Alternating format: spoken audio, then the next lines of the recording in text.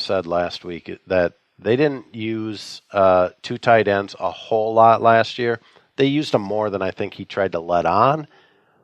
But I think they are going to be much more effective when it's Irv Smith and Kyle Rudolph versus David Morgan or Tyler Conklin and Kyle Rudolph. So, I think Irv Smith offers them their second best pass catcher at the tight end position, Rudolph being the top guy.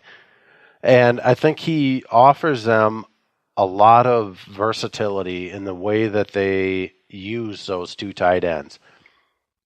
Kyle Rudolph is pretty well bolted to the offensive line as a traditional tight end, or, he can go out a little bit, but he's not a guy that's, great in motion.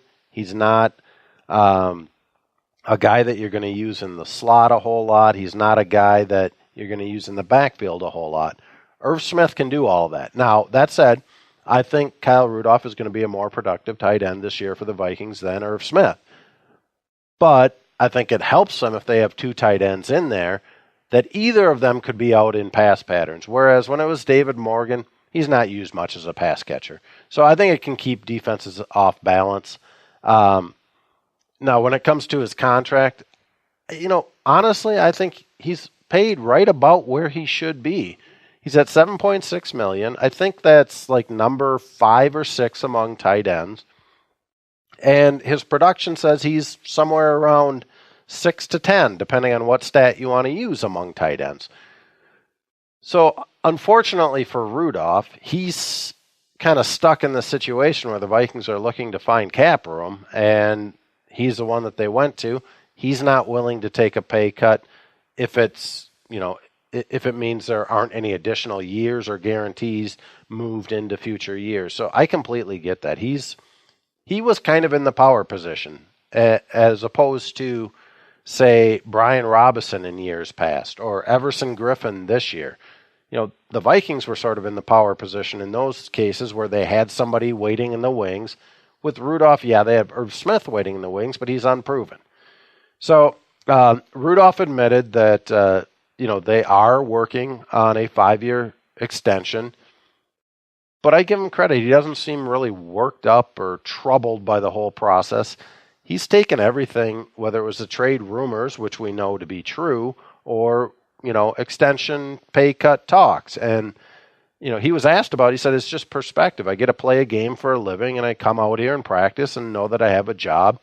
He said it'd be a lot more difficult if I was released in March and spent looking for a job, and he's not living paycheck to paycheck. So he's keeping everything in great perspective, and I think that's going to help him. And I do think within the coming weeks, maybe months, but probably weeks, they will work out whether it's 5 years, 4 years, they'll work out an extension that probably lowers his cap number this year and adds years to the end of it.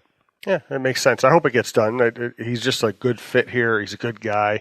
I like watching him play, and you just hope you hope that they make him a reasonable offer, and he's smart enough to take it. Yeah, I mean, because honestly, I think he turns 30 in the next year.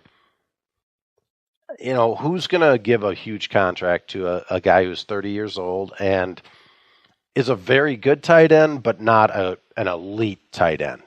I don't see that happening. So I think he does have that perspective. I also think that, he is pretty embedded in this community. Yeah. And I think that helps too, because he does so much for the University of Minnesota Masonic Children's Hospital and does a lot of great charity work around here. His wife is involved. They've got kids, got a nice home on the lake. All that, I think, factors in.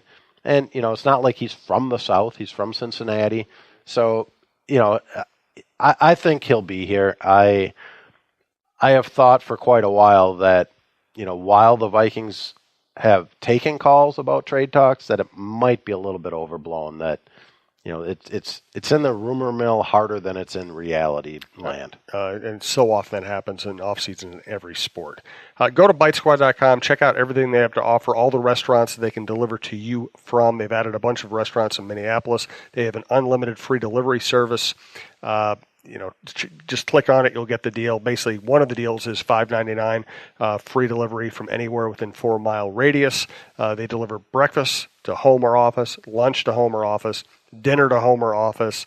They can cater to your party, basically, and you won't have to worry about parking, traffic, long lines, anything unexpected. And you don't have to do dishes. BiteSquad.com or upload your stuff to the Bite Squad app.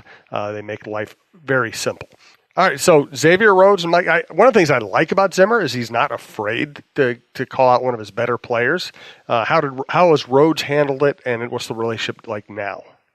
I think Rhodes, after all this time, really knows how Zimmer operates. And yeah, I think it bothered him that in March, Zimmer came out and said, Xavier needs to live up to his contract or play up to his contract. And Zimmer basically just said he's gotten away from some of the technique things that had made him good in the past.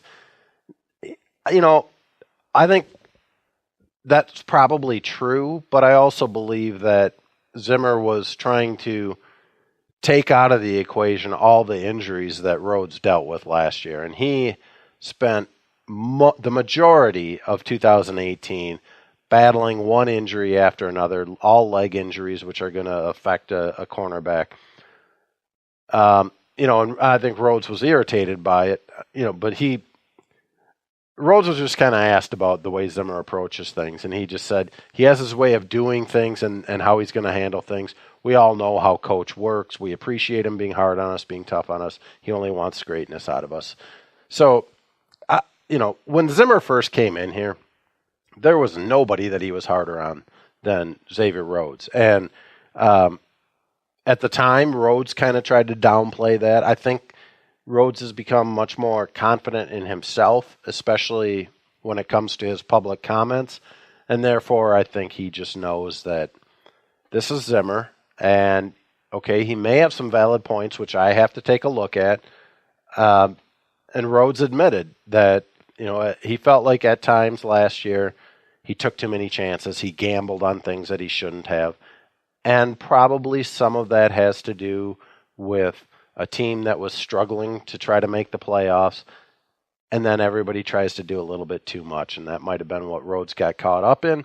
And he might have also, in the past, been able to get away with that sort of gambling mentality and had the athleticism to make up for it, but injuries might not have allowed that last year. So I think there's kind of that truth is halfway in between what each player and coach is saying. Who's injured? Linval Joseph had surgery in the offseason. We don't know on what, but Zimmer at least admitted that he had surgery. Doesn't sound like anything major. My expectation is sort of in the next coming weeks or by mandatory minicamp, he'll be out there practicing. But he was attending practice, watching, giving tips to other defensive linemen, offensive linemen. Brian O'Neill was not practicing again. I don't think that's anything real serious. David Morgan and Tayshaun Bauer, the defensive end, were both just kind of taking some time off to deal with injuries. But, at least we've already seen in the NFL this offseason torn ACLs. So at least the Vikings aren't dealing with any of that yet, 2 days into 10 OTAs. Let's get to the most important position on the field for the Minnesota Vikings, the kicker. How is Dan Bailey looking? Decent. I mean, he hit 5 out of 6 today. I think the ranges were somewhere between like 33 and 46 yards. To me, the more interesting thing is, he's dealing with 2 different long snappers now. Kevin McDermott took the first 3 of those kicks, and Bailey missed one of those. Now, I don't know that it was anybody's fault but Dan Bailey that he missed it. And then Austin Cutting, their 7th-round long snapper, took the other 3, and Bailey made all 3 of those. So Bailey seemed to have a casualness about him to his kicking. Usually a lot of the longer kicks, you see these guys try to really drive through it. He just seemed to be real easy and, at 46 yards even, just to have a good, easy kick about him. So who knows how that'll all go, but I think the Vikings made the right decision in bringing him back versus trying to bring in somebody else who's not used to things. Isn't it amazing how 3-point shooting and kicking We've gone from, oh my God, you can't shoot from more than 18 feet out, to now people are just casually throwing up 25-footers. And in kicking, used to be, oh my God, there's a risk going for a 45-yarder. Now 45-yarder is like an extra point. Yeah. And, the other thing kind of involved with that maybe we should mention is, Zimmer said, I think it was at the Combine, that he was talking about bringing in a kicking coach. And, I said all along, I think it just depends on the kicker that you have as to whether you really need to bring in a kicking coach.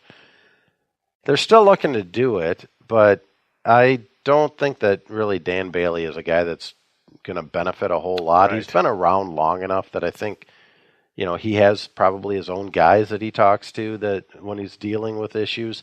Now, and having said that, I have no idea how in-depth Marwan Malouf, their new special teams coordinator, is with kicking.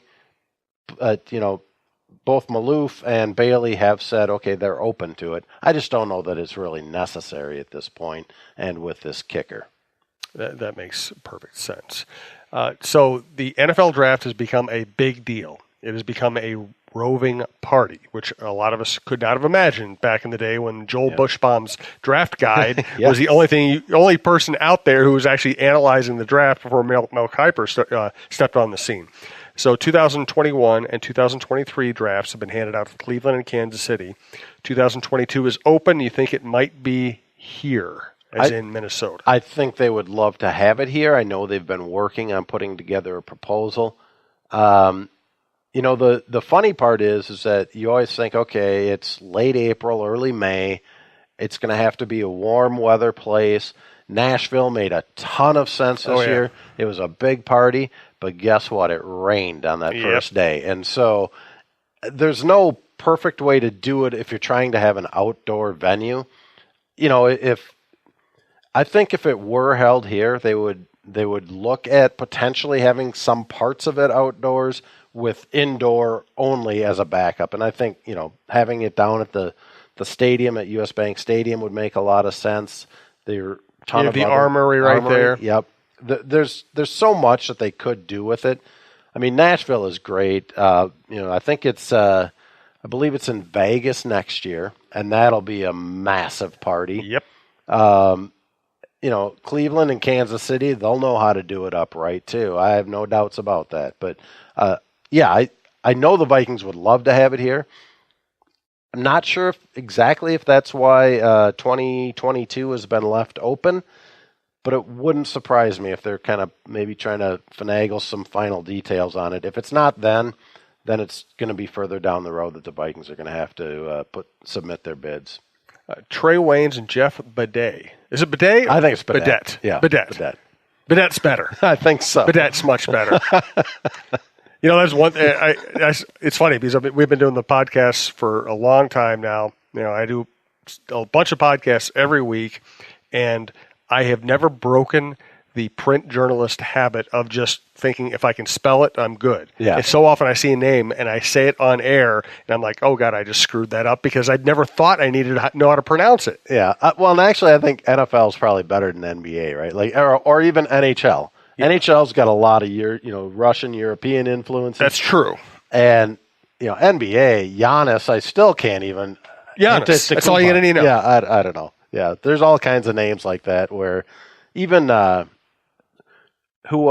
golfer Jazz. They just started calling him Jazz J and stuff like that. Cool guy, by the way. He was a blast. Yeah, he seemed like. Yeah. All right. Well, let's get to Jeff Bidet. Yes. Bidet and Trey Waynes. Okay, so at the end of June, I think it is June 29th, there are a couple of ex-Michigan players that are starting up this thing, which is a 40-yard dash competition, basically. And it started out smaller, and they've been adding players to it. And now they've got me intrigued because I think this is exactly the sort of thing that they should do at the Pro Bowl. Instead of having a game where nobody cares how hard they're going or what the product is on the field, have competitions like this. So what they're doing is, I think they're up to about 24 NFL players right now. They're splitting them up into offense and defense. They're having it like a tournament. So they will seed these different players